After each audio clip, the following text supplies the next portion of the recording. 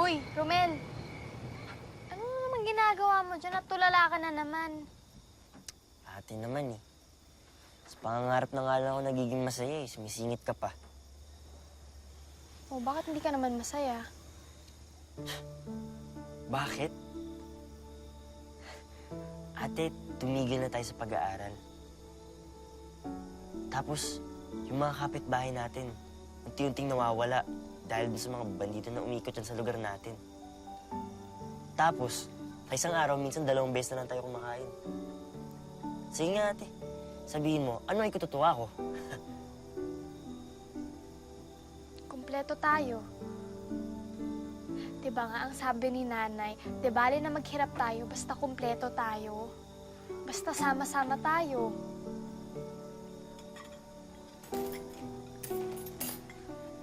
Mukhang naghahanda na yata ng hapunan si nanay. Sige na, bababa na ako. At ikaw naman, sumunod ka ha.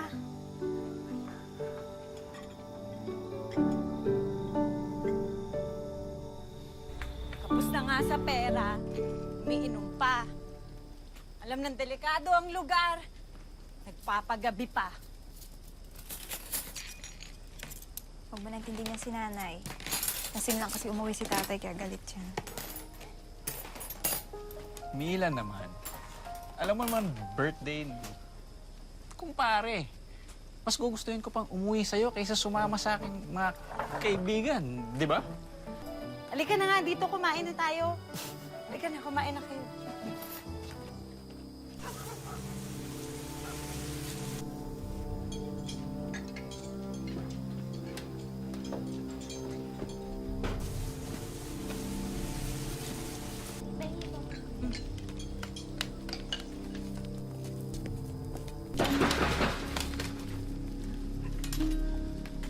Pumasok kayong lahat sa loob ng kwarto. Dali! Sige. Akong bahala. Kung ano mang problema, lumabas kayo ng bintana. Huwag na huwag kayong lalabas dito. Naintindihan mo, Mila? Oo. Halika na, pumasok na sa loob.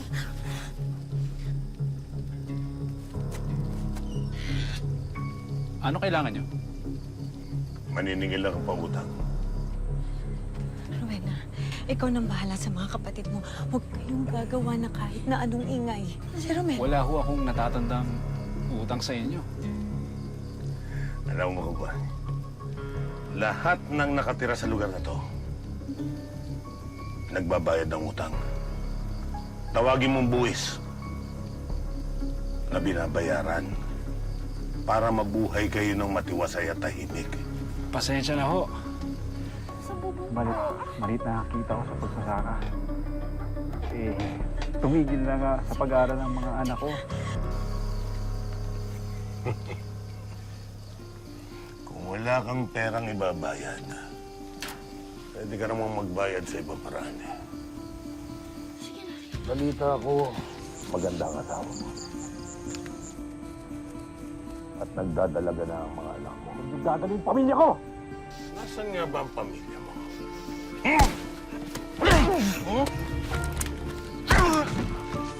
Nathan! Nani! Nani, huwag po! Huwag po! Huwag po! Aba, totoo nga ang balita. Maganda nga ang asawa mo. Bitawan mo ka! Bitawan mo ka! Bitawan mo! Matigas ka! Ano wala mga ka ba rin ba? Ha? Alam mo kung alin ang mas masakit? Yung nakikita ang mahal mo sa buhay na nasasaktan.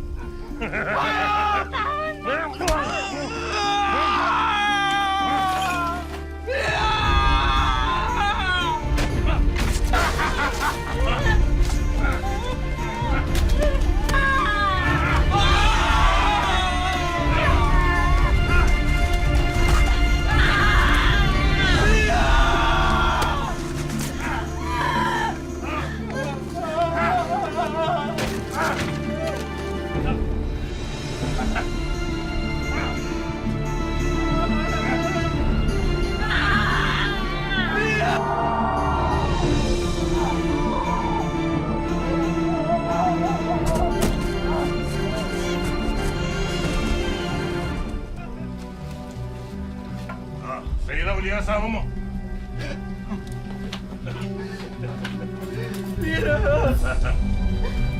Sarap. Mga hayop kayo! May araw rin kayo! Bakit ipagpapabukas pa ba natin? Ngayon na!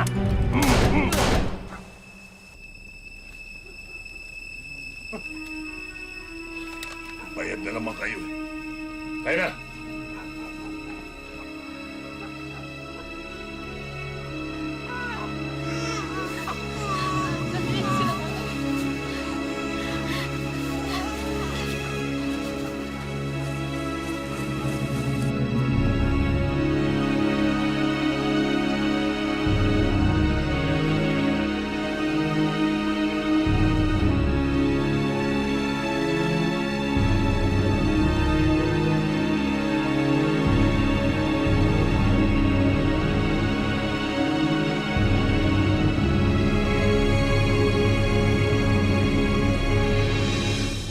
Sa tulong na rin ng mga taong nagmamalasakit kina Romalyn, maayos na naihatid sa huling hantungan ang labi ng kanilang mga magulang. Babalik pa talaga tayo sa bahay. Baka mamaya bumalik yung mga Wala na bandido tayong dun ibang tapos pwedeng puntahan, Romel. Padala ako ng sulat kay Tito Jerry sa Antipolo. Pero matagal pa yun bago makarating sa kanya. Paano tayo mabubuhay? Ako hindi naman ako marunong mangisda eh. Bahala na. Sa bahay na natin pag-usapan.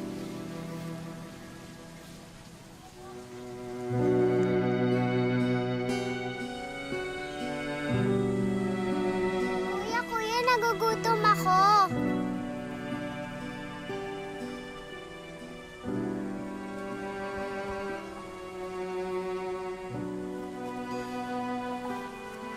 Ate, saan ka pupunta?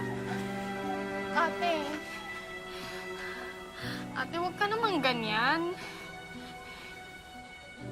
Sa'yo kami binili ni nanay dahil ikaw yung panganay. Ikaw na ngayon ang panganay.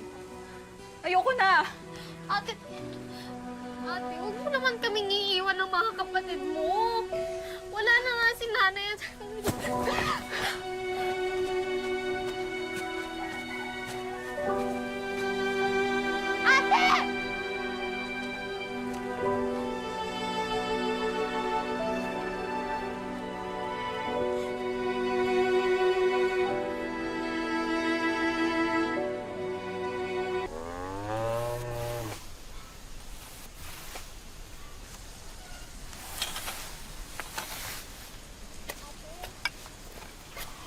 Nagugutom sila, Angelica. Wala na tayong bigas sa kaulam.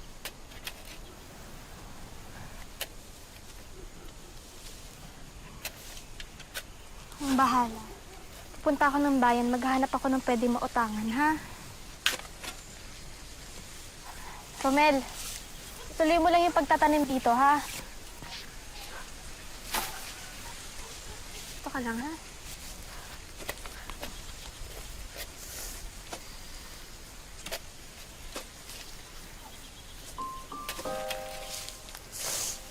Oh,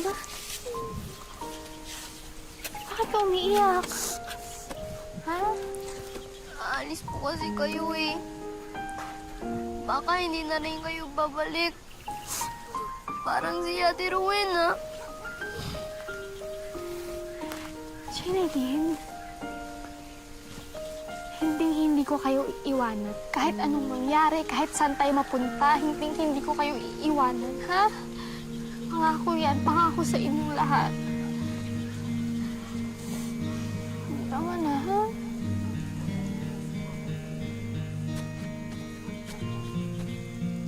Ate, may paparating oh. Tito Jerry? Tito Jerry!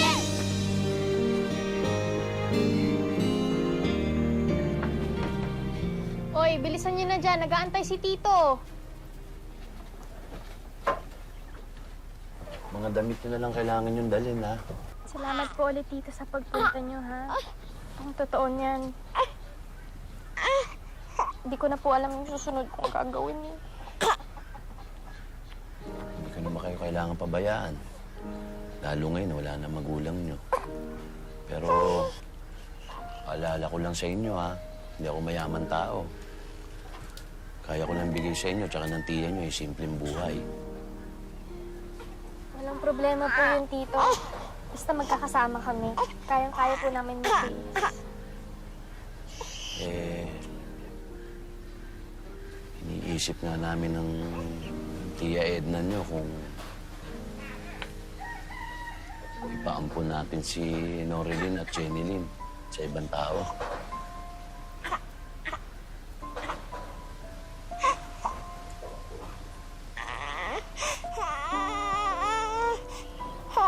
Pasensya na po, Tito, pero kung paghihiwalayin niyo lang po kami, hindi na lang po kami sasama.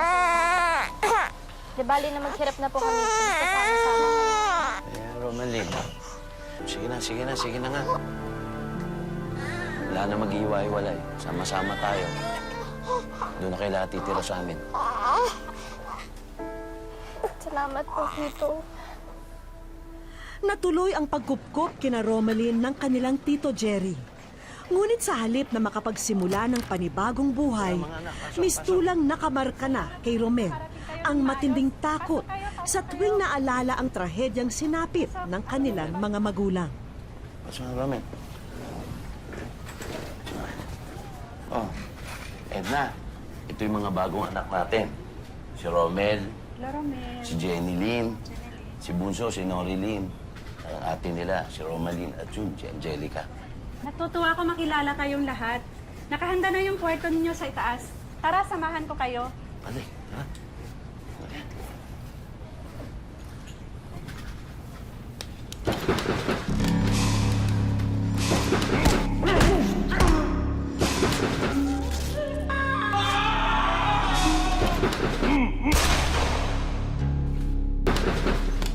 Huwag ka matakot. Sandali lang. Romel! Ano pa? Wait lang. Sandali lang. Kolektor lang ng kuryente. Huwag ka na matakot. Romel, wala eh. Tama mo. Sige na, bumalik na kayo. Tara na Kasi sa taas. asikasuhin ko yung sa eskwela nyo para ma-transfer ko na kayo. Mag-aaral po kami? Oo na. Papag-aralin niyo po kami? Oo naman. Yay! Sige na. Tara na. Gaya ng kanyang pangako, pinag-aral ni Jerry ang mga ulilang pamangkin. Ngunit may mga bakas pa rin ng karahasan ang kanilang kamusmusan. Lahat ng nakatira sa lugar na to, nagbabayad ng utang. Tawagin mong buwis na binabayaran. Sige nyo nga sa akin ito! Bakit? Bakit?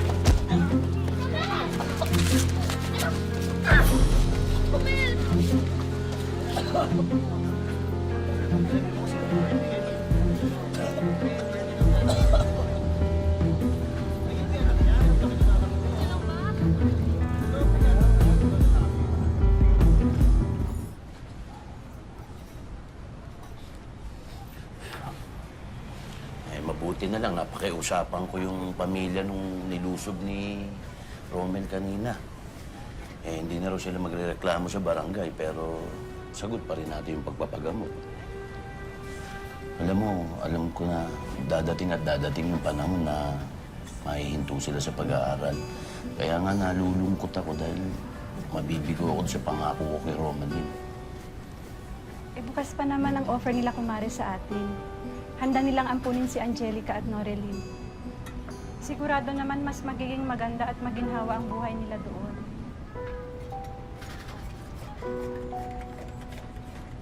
Romalyn! Romalyn!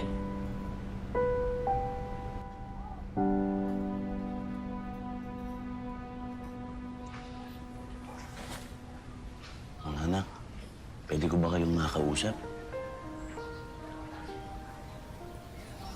Romalyn, tungkol doon sa narinig mo sa pag-uusap namin ng Tita Edna mo.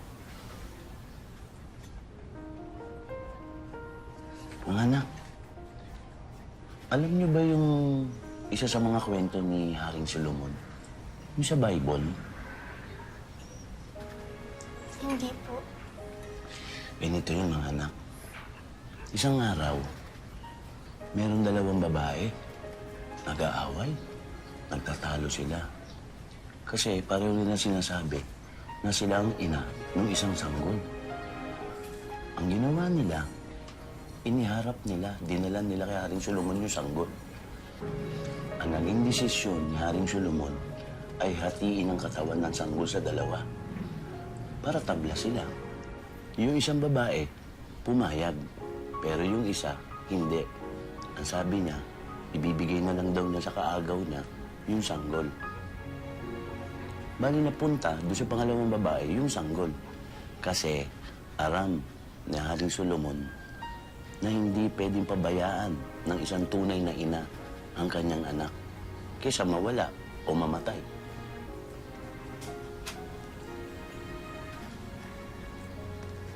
Mas gusto niya na mapunta yung anak niya sa ibang tao. Basta buhay lang yung baby.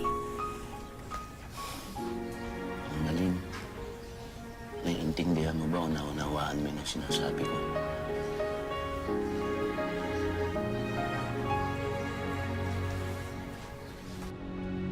Pumapayag na po ako.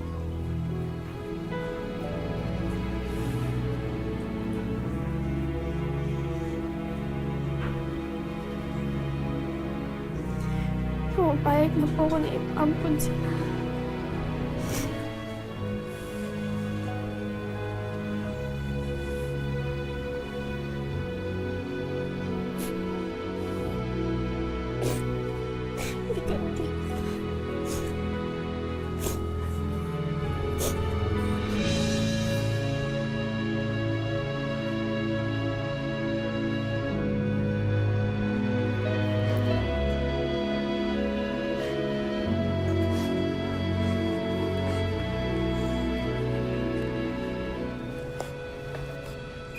Mga anak, huwag na kayong umiyak.